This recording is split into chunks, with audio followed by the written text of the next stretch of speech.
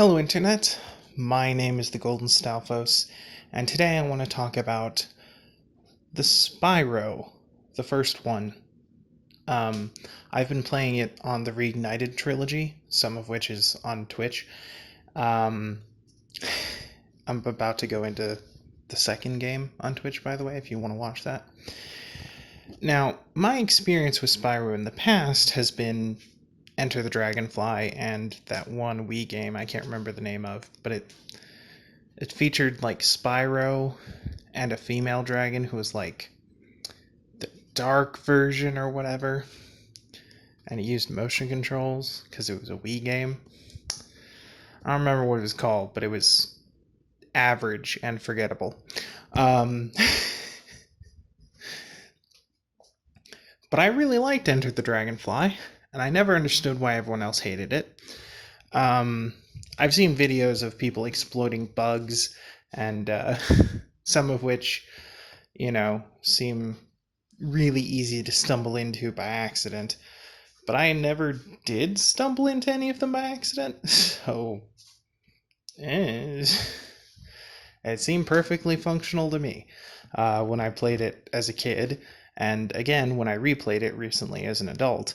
Um, although I can't understand why someone would, not like a game because it is breakable. Um, but, if you've never encountered those breaks, then they don't affect your opinion of the game. So I rather enjoyed my time with Enter the Dragonfly. I remember it being very difficult as a child, and then going back and playing it as an adult and being like, holy shit, this is the easiest game I've ever played, what the fuck. But that's probably just because I was, a kid and not very good at games yet.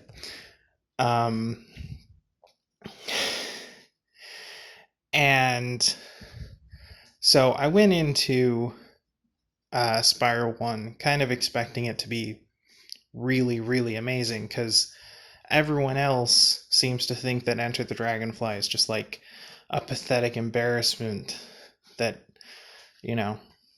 abandons everything the series ever had to offer. And I don't know why they think that, because as far as I can tell, it's a much better game. I mean,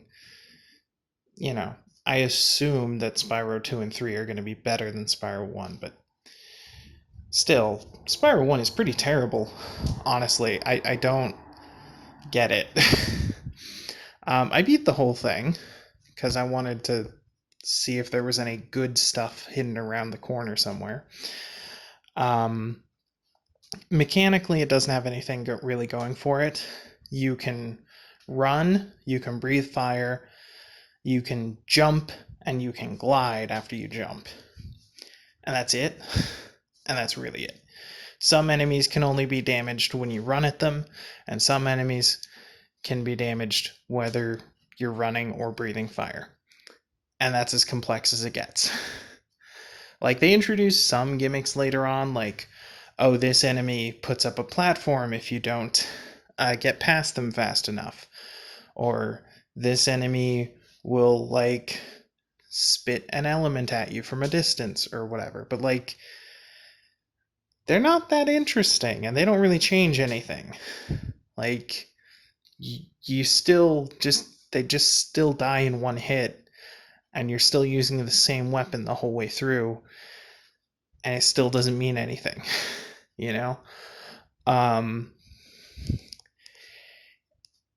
Like in the second to last level, there's or the second to last world rather, because this game has a number of hub worlds, which is kind of weird. Like, typically the point of a hub world is to have one of them to connect all the levels together, but they have like 5 or 6 hub worlds that each connect to 5 or 6 levels. I don't know why.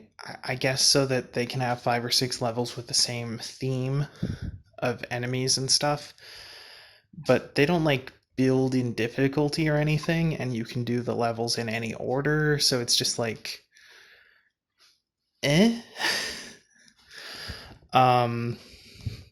don't know how faithful this game is as a remake, but I'm guessing it's pretty faithful because the level design is shit. Like, all the way through. It's just like, aw, this is baby's first level design. Like, there's nothing complex or interesting. There's bottomless pits everywhere for no reason. Um, like, this game is technically kind of a platformer. Like, you can jump and you can glide, but they put bottomless pits in places that don't, like, create challenge in any way. They're just there for the fuck of it, because that's what level design is. um, and maybe part of that is just because it's in 3D, and in a 3D space, you're gonna struggle to find meaningful ways to use pitfalls, especially if your character can glide great distances. But still, they're pretty arbitrary. Some people have said apparently the rate at which you breathe fire is faster than in the original, and that makes the game easier. And maybe, but I feel like Spyro was probably supposed to be easy anyway. Spyro, the slightly sassy purple dragon, on his quest to defeat Gnork. Yeah, it's probably meant for kids. Probably not trying to be that difficult. There really aren't many stages that were difficult at all. Probably the hardest one is the first boss area, because there's a bunch of enemies who actually take 2 hits to kill, and they do a weird unavoidable pouncy move that just like squishes you and takes you out of your movement for a few seconds so you can get hit again. So those are probably the hardest enemies in the game, and that's fucking pathetic. Basically every boss in the game consists of a trail that you have to follow. Basically, you chase them along a path, and every time you hit them with your fire breath, but you can only hit them in specific spots, right? So you hit them with your fire breath in specific spots, and then they move forward, and then you do it again, and then they move forward, and then you do it again, and then they die.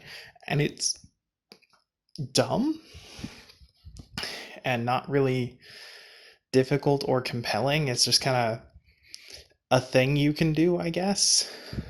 I don't know why, though.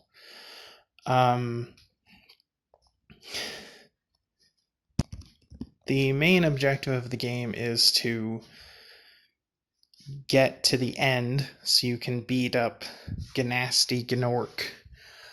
I assume that's how his name is pronounced. I don't know. I wasn't listening to the characters talk because I have my game audio way down all the time. I mean, the music in Spyro isn't like bad or anything. It's just nothing I got inspired about, And in order to get to him, you have to travel from hub world to hub world by basically just completing your checklist so you can get to the next hub world. In each level, there's a set number of gems and a set number of dragons, and you have to find all of them. And sometimes there will also be eggs, but not always. And that's your job. Collect all the gems, collect all the dragons, collect all the eggs. You don't really do much. You just kind of run around and kill anything that gets close enough to be a threat. And, technically you have to fight every enemy to get all the gems, because some of the gems are inside of enemies. But they're not like hard, like I already mentioned, so it doesn't matter. And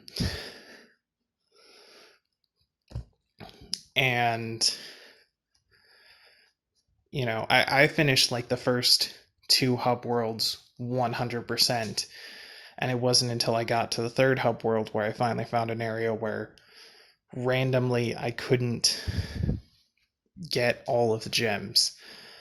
Like, I went through every part of the level I could access like 4 times, and I just couldn't find those last couple of gems, so I left.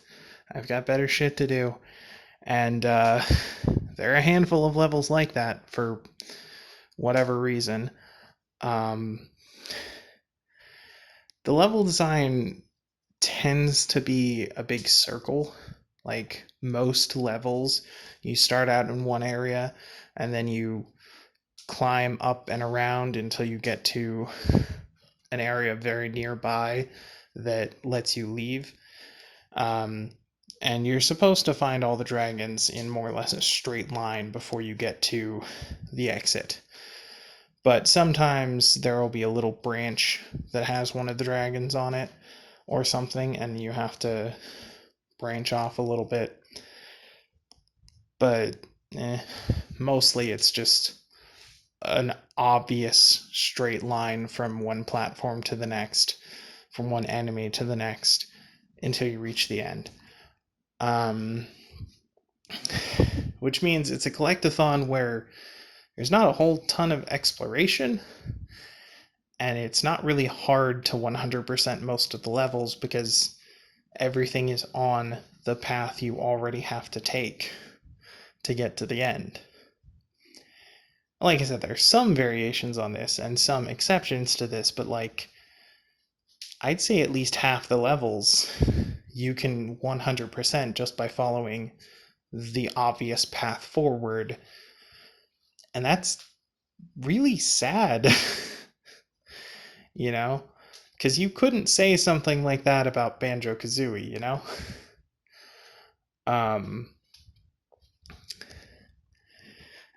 And that combined with the complete lack of difficulty and the complete lack of new movement options or upgrades or anything as the game progresses is just like, God, it's so boring.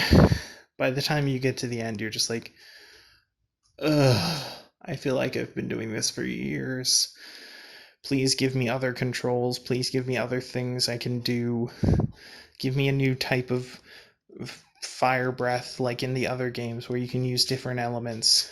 Give me anything. Give me anything to break this monotony. And you don't get anything. The only thing that breaks up the monotony at any level are the flying stages, which suck. Like, they just suck. I honestly don't know who designed the controls for these flying stages. I don't know if they were always this jank, but they are so unbelievably janky.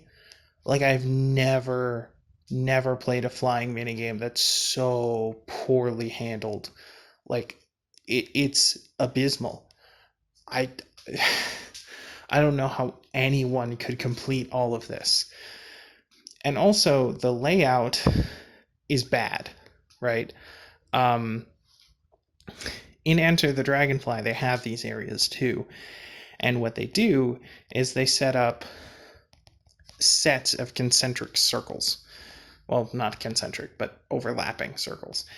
And so basically what you'll do is you'll start out flying through some rings, and then you'll run along the ground to run through some enemies, and then you'll jump back up and light some lanterns, and then you'll go, and you'll go in a path, in a set path, and you can change which order you want to do them in, but each one of them is a circle, and each one of them, connects or overlaps in some spot to one of the other circles, so that you can jump cleanly from one to the next without wasting all of your goddamn time, because you're on a timer. And the flying stages in here are not set up like that at all. they're set up so that, you know, if you want to move from one thing to the next thing, you're most likely gonna have to fucking U-turn and fly for like 10 seconds without getting, access to any increases in time. And it's impossible. It's insane. Most of the time, when you destroy an obstacle, it just gives you back the amount of time they expect it will take to get between those individual obstacles. And so you're always losing time. And, and like I said, the controls are unbelievably bad. Like, I literally cannot believe that the flying controls are this awful. Because I've played Enter the Dragonfly, and they're not that bad. They're not like the greatest, but they work. Ugh. And Spyro 1, they do not work. I don't know how anyone is expected to complete all of these at once, but they give you a gem reward for each individual thing you complete, and a gem reward for completing them all at once. So someone somewhere has done them all at once. I'm not that person.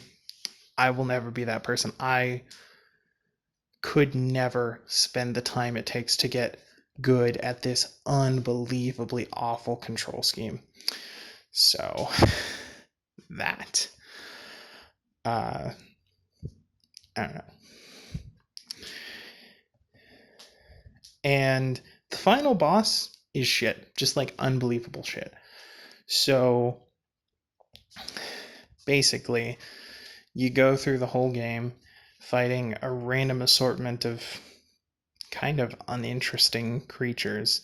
And it's kind of hard to visually tell right off the bat what's going to be an enemy and what's going to be just like set dressing or a food source.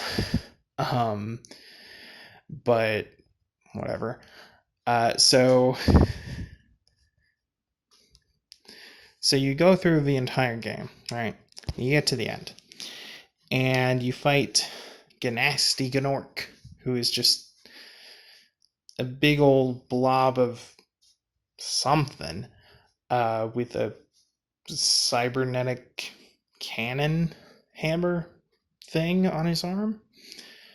Okay, sure, whatever. And the way you fight him is you chase after the egg thief guys. There's two of them. One guards a key to a door, behind which is another one. And then you have to chase that guy down and kill him. And then you get the key to lower the stairs that Gnorc is standing behind. Okay, whatever. And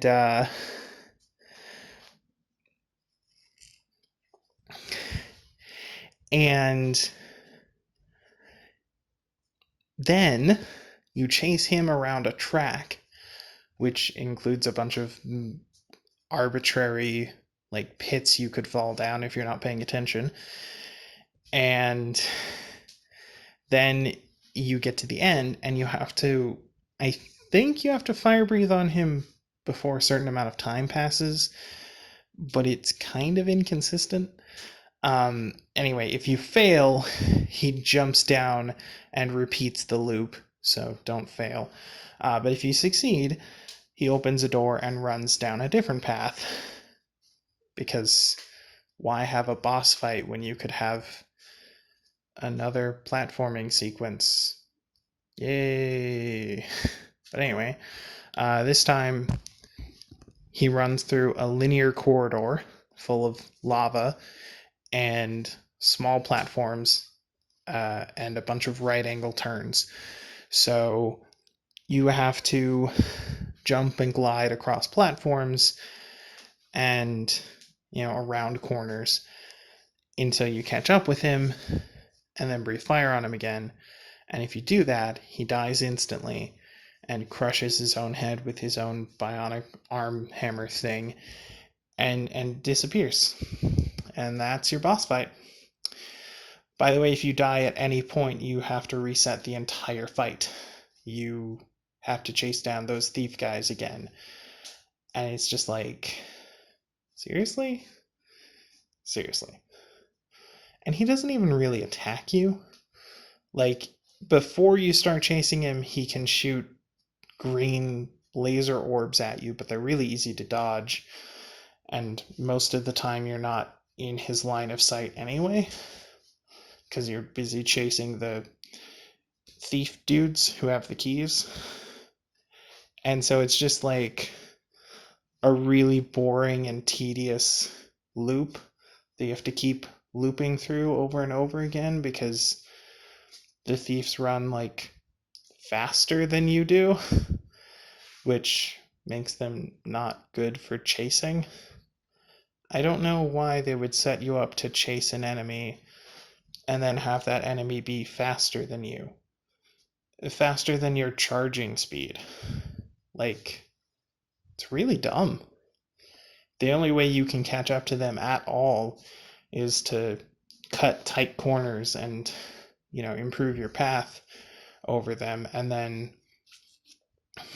then you can almost just barely get within range to stop and breathe fire on them if you're lucky. But you'll usually have to do like 4 or 5 loops of their route in order to gain enough space through your pathing, because you just can't cut off that much, so it's really bad and dumb as an enemy, and making that like part of your final boss is just extra bad and dumb. And I'm honestly not sure who played that and thought it would be fun to, let's just chase a normal enemy around in circles for a few minutes, then do it again, then chase the boss around in circles for a few minutes, then platform our way over to him and instantly win. That's compelling. Like, who wanted that? What who hurt you? Have you played other games that have bosses? Did you play Banjo-Kazooie? Because you're trying to muscle into that same territory as a collectathon, but you're not like doing any of the good things that good collectathons do. So I'm very confused.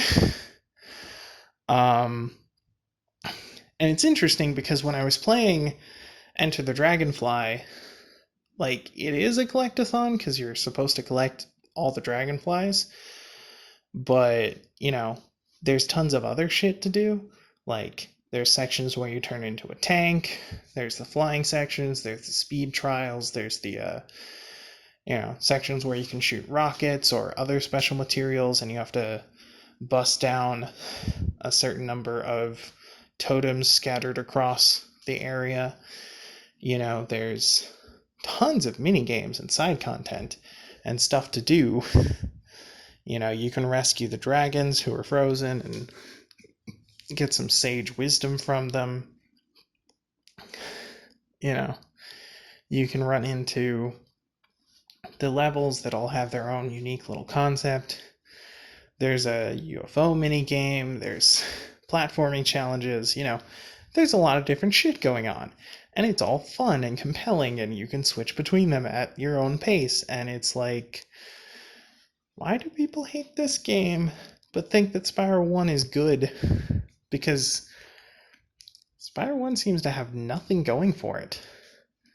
The level design is very bland and forgettable and doesn't really do anything interesting or unique. And the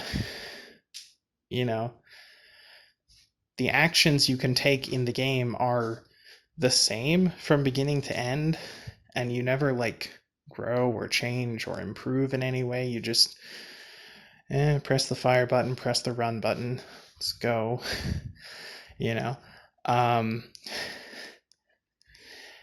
And the enemies all suck, and they all die in one hit except for like 3 different kinds of enemies that need more effort. Like, there's some big gnarly looking dudes in the areas leading up to your final boss fight with Gnorc. And and they have like armor and stuff, so you have to hit them with a thing that will destroy their armor and then hit them with something else after that. But that's it. That's it. There's those guys and the dogs from the toasty level, and that's basically it. Every other enemy is like one shot, one kill, and it's just why? What is the point of that? You know? Um and again, the enemies don't get very complex. It's either hit them with fire breath or ram into them. And you never really have to worry about what their movements are. In one of the Dream World areas, they introduce enemies who can only be killed after you've gotten a power up from a fairy, but that's just fire breath with extra steps. So you made an enemy that adds tedium? Cool. There are no enemies where you have to like get behind them or hit them with anything other than fire or running, or use some aspect of the environment to defeat them, or anything. They're just very, very basic and uninteresting, completely uninspired. And it's weird. It's weird that that's the case. Looking back on it, I think the same could probably be said of the Riptocs in Enter the Dragonfly. Most of them are just defeated by your preferred breath weapon or ramming into them. But some have specific element immunities, and they do have like some things they can do differently. Like some enemies, if you ram into them, nothing happens and they just shoot you. But for the most part, yeah, they're pretty basic. But the thing is, there's enough else going on in the game that the enemy variety isn't the only thing that carries the game. Because in this, you can platform and you can hit enemies, and that's it. And so if hitting enemies isn't fun and platforming isn't fun, then what is there to carry the game?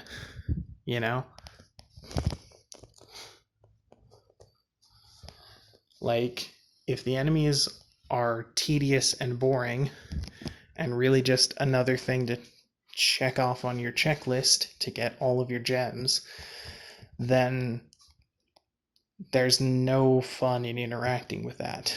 So you have to interact with the platforming in some meaningful way. But the platforming isn't that good, and it's much less advanced. In Enter the Dragonfly, you could jump, then glide, and then press a button to do a flutter at the end of your glide, which could give you some extra height and let you move forward a little bit more.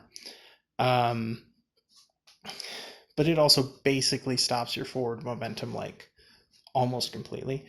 So what you could do is you could jump, glide, and then when you're right about to hit the edge of something, use the flutter.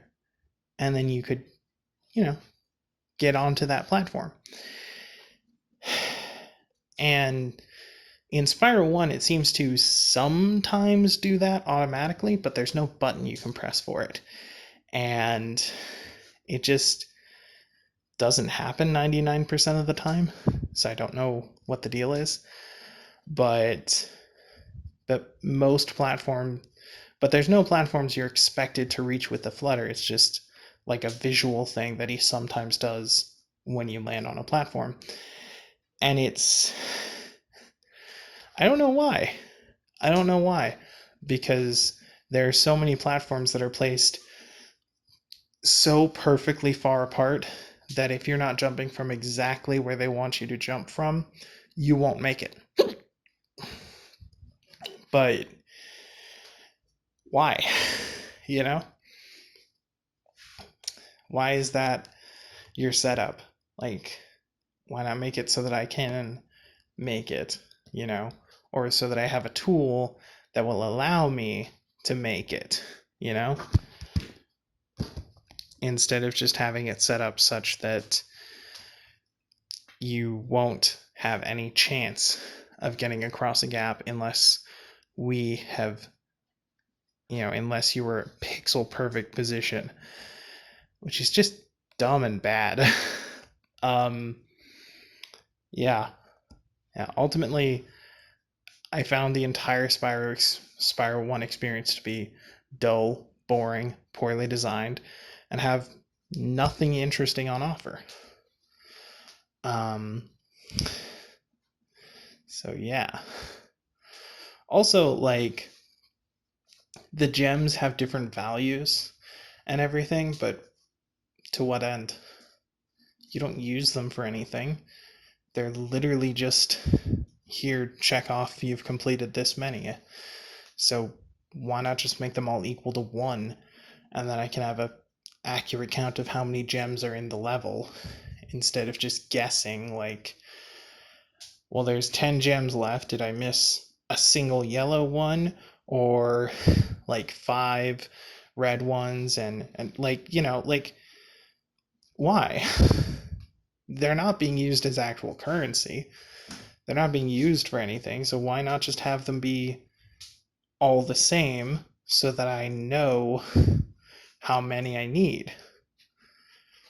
And I think the answer is they thought they would make the levels look a little bit better if they had multiple colors of gems, and the only way they could justify that is making them multiple denominations, you know, like in Zelda, but there's no function to it. In Zelda, each rupee gives you a different amount of money, and you spend that money on stuff. But and even in those games, there's not really like a rich economy to invest in. There's just like a handful of things you can pick up if you feel like it. But in this game, there's nothing to buy, and I don't know what the point is. So yeah, there's that.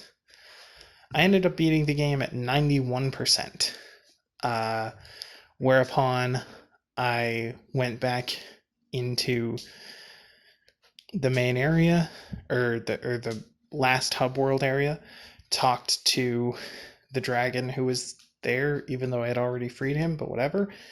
And he was like, hey, there's a treasure trove over there you can open up if you hit 100%. I'm like, 1, getting to 100% would mean completing those flying levels, so fuck that. And 2, if I 100% the game, why would I need what treasure? What would that be? Like, is it a level? Because unless it's somehow better than every level you've made so far combined, I'm not interested. And that's literally the only thing that might have any interest. So I'm not 100%ing it, so I don't know what's behind that last alligator head, but I'm sure it's not worth my time. Yeah. That's my basic review of Spyro 1. It's not worth my time. I can understand why maybe someone would have liked it, back when it was new, because, let's face it, this was a PS1 title, and, there wasn't a whole lot of competition for good games on the PlayStation back when this first came out. But, I mean, in later years, PlayStation ended up becoming well known for all of the great games on it, but honestly, a lot of them are kind of shit compared to the average game of the time. Like, I know a lot of people love Crash Bandicoot, but I already made a video talking about how awful it is, and I played it recently, and it's not that good. the shitty jump arc, and you know, it's a platformer, so shitty jump arc pretty much disqualifies it right there. But also shitty camera angles on top of a shitty jump arc, and then you add in the like completely uninspired level design that is literally just here's a straight line, walk down it. There will be holes in the ground to jump over. Have fun. Like, that's. Ugh. Ugh. So bad. You know, so I can understand why Spyro would have some appeal to people who had only been playing that caliber of game. Um, but you know, if you want a good collectathon, Rare had already made tons of better ones, you know? And if you wanted a good platformer, well, Nintendo was making tons of good ones at the time. And, you know, even in 3D, like, I would never go back to play Spyro 1 again. But I'll definitely go back and play Super Mario 64. Like, just for a little bit, just to fuck around in it every once in a while. And I didn't play that until I was an adult. You know, but it holds up. Like, the movement is solid, and all of the level design is interesting and based around your movement. And you've got a lot of options for how you do things, you know. You can jump in like 17 different ways, and, you know, there's the hats, and it keeps it interesting. It does things. Spyro doesn't do things. It just continues on in the same pattern for hour after hour after meaningless hour. And I don't understand why. You know, like, you have separate hub worlds so that you can have unique themes on your 4 or 5 levels per hub world. But you don't do anything with that. You don't give Spyro any new abilities in those areas, or design completely different kinds of level interactions. You know, it's just, ugh. Like, what is the point? So, yeah, I don't know. I don't know why this game exists, and I don't know why people like it. Hopefully, the second and third installment are much closer to what I remember loving about Spyro. You know, maybe I'll play Spyro 3 and I'll understand why people hate the fourth installment. But I think maybe they're just nostalgia blind and didn't like the fact that it ended up on GameCube instead of being a PlayStation exclusive. Yeah, who knows? Only time will tell. But so far, I've made my verdict on Spyro 1. It's awful. Nothing interesting, nothing worthwhile. The boss is the last boss is one of the worst final fight experiences I've ever had. Like, ever. The flying levels have the worst controls of anything ever. And the game is just boring. So yeah, that's my review of Spyro 1. Take that, Spyro fans.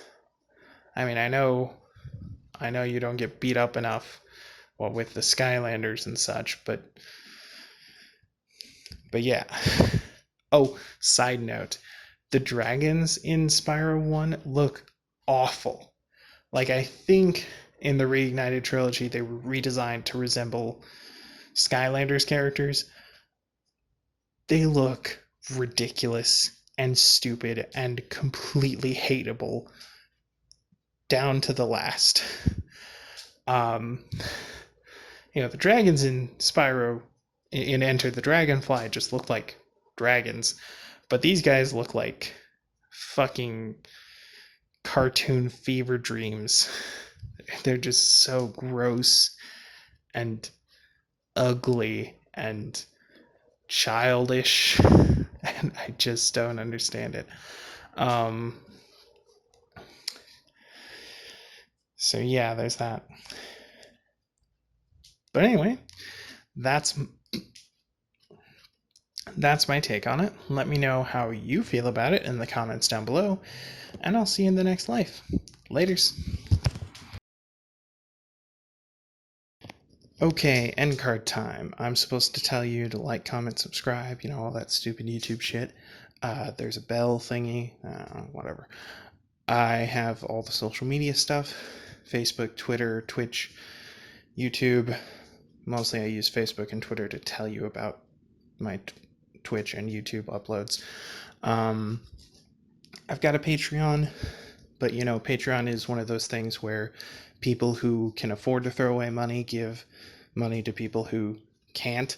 And so if you can't afford to throw away money, then you shouldn't be doing that. And if you can afford to throw away money, consider charities. There's a pandemic, there's global warming, there's millions of people in the world who don't have toilets, which is just awful. So I've linked a few charities in the description down below in case you're interested in that. And if you can't donate money to a charity, consider donating some of your time, because that's also very useful. And yeah, thanks for watching. Bye.